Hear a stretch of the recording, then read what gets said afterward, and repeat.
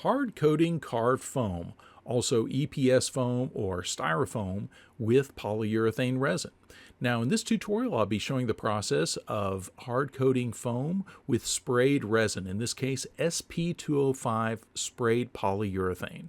Now this is a follow-up video to a previous video. In that video I showed a slightly different approach, and it's important to know the different approaches and their benefits. Now in the previous video we took a very simple carved foam pattern here, a little brick pattern, and hard coated that with TC-1604 laminating resin. This is an epoxy formula, and this is a great way to hard coat styrofoam. Now in this follow-up video, we'll be using a sprayed polyurethane. Totally different approach, but again, each approach has its benefits. And of course, this was shot on location with the good people of BJB Enterprises. Now, first off, for this, we'll be using a spray gun. Now, this is one of the main differences between using something like 1604 and using the SP-205. For SP-205, we do need a spray gun in order to use this product. Now the gun we're using to spray the SP-205 is the CPE-40. This is a dispense gun that is normally used to dispense out of a dual cartridge system and can be used for injecting a plastic or other 1-to-1 mixed ratio material into a mold. Now this is the 1500S cartridge. This is a 1500 milliliter cartridge, and you can buy these empty and then fill them with the resin. That is the most economical approach to this, and also ensures that you're using fresh material with each application. Now for this dispense gun to be used for spraying SP-205, it needs the spray adapter. This is the SP2 spray adapter. So again, this is the CPE-40 dispense gun and the SP2 spray adapter. Now, a quick overview of the CPE-40 dispense gun and the spray adapter combination. The way this works, the CPE-40, the speed of those plungers pushing the material out is controlled by this knob right here at the back of the gun. And then this little brass switch right here, you can push that back and forth to reverse the plungers. So when you're reversing those plungers, to retract the plungers and change out a cartridge. Now this switch right here controls the airflow, and this is the regulator of the airflow to the spray tip. So when we're actually starting to spray the material, we can turn that black knob to activate the air to that spray tip and then regulate that accordingly. Now, before we start spraying, we first need to fill up the cartridges with the resin we'll be spraying. Now, this is overall a pretty simple process, but Raul has some really good shop tips for doing this and doing this with a minimal amount of mess. So I'm going to go ahead and show his process for pouring out of a 5-gallon pail here. Obviously, he's capped off that 1500 milliliter cartridge there, and then he's rolling that 5-gallon pail on its side. That just makes that filling a lot easier to do. And that B side of the SP-205 is a gray color, and this is a 1-to-1 mixed ratio product. So whatever he puts into the B side, he's going to need an equivalent amount for the A side. And once he's put that in, he flips the bucket back up and he is mess free. And you also see that Raul is using that steel can to support that cartridge while he's filling it. That's another little important shop tip that minimizes a lot of mess and potential for that to fall over. Now, real important trick for seating these plungers into the cartridge once you've put your resin components into place is a little pull ring like this, like Raul has made here. This is just a piece of guitar string attached to a pull ring, and that helps alleviate that pressure as he's tapping that plunger into place. And then he can pull that out. It just creates just a small enough gap to allow that air to bleed out as he's tapping that plunger into place. Now, once he's got the B side in, he can mark where the A side needs to go to. So here he's just marking on that cartridge where the A side goes.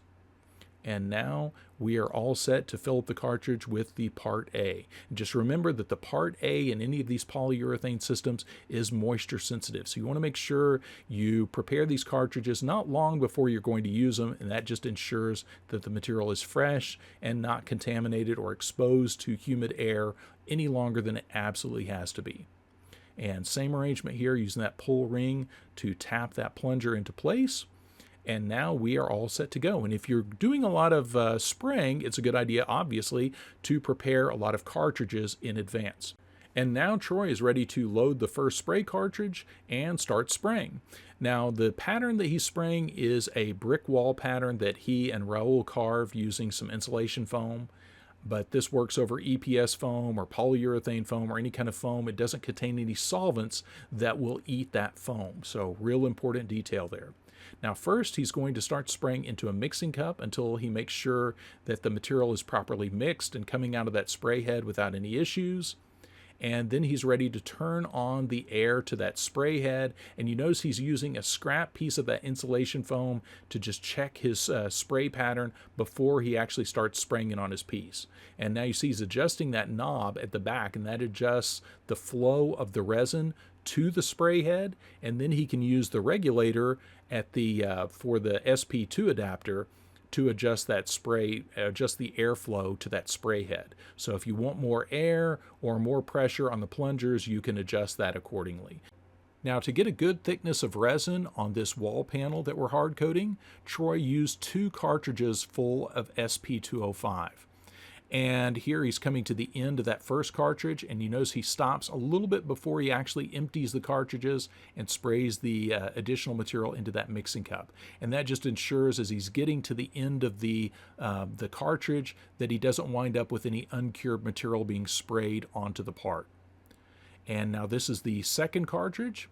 And one of the benefits to SP-205 versus, say, like a laminating resin like we did in the previous video, this cures to a very hard material, but it's also very strong and very impact resistant, where epoxy typically relies on a glass reinforcement or fiberglass added to it for additional strength. We don't need that with polyurethane, so we get a much stronger, more impact resistant material without having to add any reinforcement material to it. So that's the main advantage to using polyurethane versus using an epoxy for this kind of application. Now, once we're done with the spray application, as soon as the material is set, which is typically, it's set to have good handling strength in about 30 minutes, and you want to sand it as soon as possible. You're going to get the best results with sanding right after you do your spray application. As it sits and cures, it will get harder and harder. So just remember, it's going to be easiest to sand right after that initial spray application. So here, Troy is doing some touch-up work on any of the little drips and runs that he might get in that application. Now, once we're done with the sanding, we are ready for painting. And for this paint job, we're going to keep this very simple. Raul is going to roll on some red paint, some brick red paint over the top. And then we're using the natural gray color of the SP-205 to simulate the grout lines. And now we have our brick wall. Now, the advantage to using the polyurethane, a sprayed polyurethane versus the epoxy laminating resin, is this is a much stronger material by itself. In order to get a lot of strength out of epoxy, we typically need to add glass or e-glass specifically to that to give it good impact resistance. And if we're using a polyurethane, the SP-205 for instance, this is a much more abrasion resistant and impact resistant material without having to add any reinforcement material. So it just makes for a much faster application, especially on much more complicated, larger scale pieces. Now, as usual, I will link to all of the materials used in this video in the video description, so be sure to check that out. Of course, the CPE-40 dispense gun, the SP-2 spray adapter, and also the SP-205 polyurethane spray resin that we used for this. All of that will be linked in the video description. Now, if you missed that previous video on hard coating foam using epoxy laminating resin, check that out. I'll link it here on the end screen, as well as a more involved tutorial showing the full process of using TC-1604 as a hard coating, also incorporating e-glass as a reinforcement. And that video, of course, is from BJB. And as always, thanks for watching and thanks for supporting the channel.